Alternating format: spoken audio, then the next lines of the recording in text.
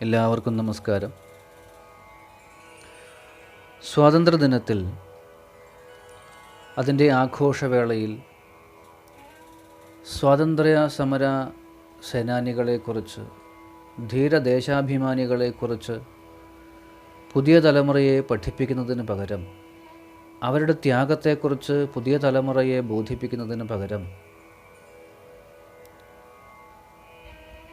അവരുടെ നല്ല ഭരണത്തിൽ അസൂയ പൂണ്ട ഇവിടെ ജനിച്ചു വളർന്ന ചിലർ ആ ബ്രിട്ടീഷ്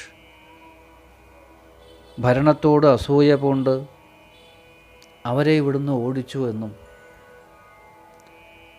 സ്വാതന്ത്ര്യദിനത്തിൽ ആ നല്ല ബ്രിട്ടീഷ് ഭരണം തിരിച്ചു വരും എന്ന പ്രത്യാശയോടെ നമ്മൾ ആഘോഷിക്കുന്നതാണെന്നുമൊക്കെ പുതിയ തലമുറയെ തെറ്റിദ്ധരിപ്പിച്ചാൽ അത് എത്ര വികലമാണല്ലേ! എന്തൊരു രാജ്യദ്രോഹമാണത്! എന്തൊരു തലതിരിഞ്ഞ കാഴ്ചപ്പാടാണത്, അല്ലേ? അതെ. എന്നാൽ ഇതുപോലെയല്ലേ നമ്മളിന്ന് ചിലരെങ്കിലും തിരുവോണം ആചരിക്കുന്നത്?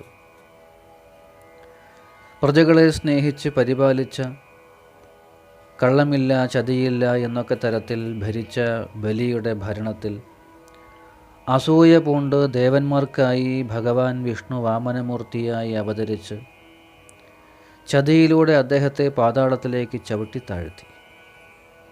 അങ്ങനെ വിഷ്ണുവിനാൽ വഞ്ചിക്കപ്പെട്ട നിഷ്കളങ്കനായ ബലിയെ വർഷത്തിലൊരിക്കൽ നമ്മളെല്ലാവരും പ്രതീക്ഷയോടെ സ്മരിക്കുന്ന ഒരു സുദിനമാണ് തിരുവോണം എന്ന വികലമായ, ഭ്രാന്തമായ ഒന്നിനെ നമ്മൾ എത്ര കാലമായി പ്രചരിപ്പിച്ചുകൊണ്ടിരിക്കുന്നു? വാസ്തവത്തിൽ ലോകം മുഴുവൻ കാൽക്കീഴിലാക്കാൻ കൊതിച്ച ബ്രിട്ടീഷ് ഭരണകൂടം പല രാജ്യങ്ങളെയും പിടിച്ചടക്കി, കൂട്ടത്തിൽ ഭാരതത്തെയും അടിമകളാക്കി നൂറ്റാണ്ടുകൾ ഭരിച്ചു. ആ അടിമത്ത ഭരണത്തിൽ നിന്ന് ആയിരക്കണക്കിന് ധീരദേശാഭിമാനികളുടെ ജീവത്യാഗത്തിൻ്റെ ഫലമാണ് നാം ഇന്ന് അനുഭവിക്കുന്ന സ്വാതന്ത്ര്യം. ആ അടിമത്തത്തിൽ നിന്നുള്ള മോചനമാണ് നമ്മൾ ഇന്ന് അനുഭവിക്കുന്ന സ്വാതന്ത്ര്യം. ഇതുപോലെ ബ്രിട്ടീഷ് അധിനിവേശം പോലെ മുമ്പ് ബലിയുടെ നേതൃത്വത്തിൽ ലോകം മുഴുവനും കീഴടക്കി. ബലി അധിനിവേശം നടത്തി. ബലിയുടെ അധിനിവേശത്തിൽ ദുഃഖിതരായ അടിമകളാക്കപ്പെട്ട രാജാക്കന്മാരും ദേവന്മാരും, ആ രാജാക്കന്മാരുടെയും ദേവന്മാരുടെയും പ്രാർത്ഥനയെ സ്വീകരിച്ച് അവതരിച്ച ഭഗവാൻ വാമനമൂർത്തി ബലിയുടെ അധിനിവേശത്തിൽ നിന്ന്, ആസുരികമായ അധിനിവേശത്തിൽ നിന്ന് ലോകത്തെ മോചിപ്പിച്ച സ്വാതന്ത്ര്യ ദിനമാണ് തിരുവോണം. ഭഗവാന്റെ അവതാര ദിനമാണ് തിരുവോണം.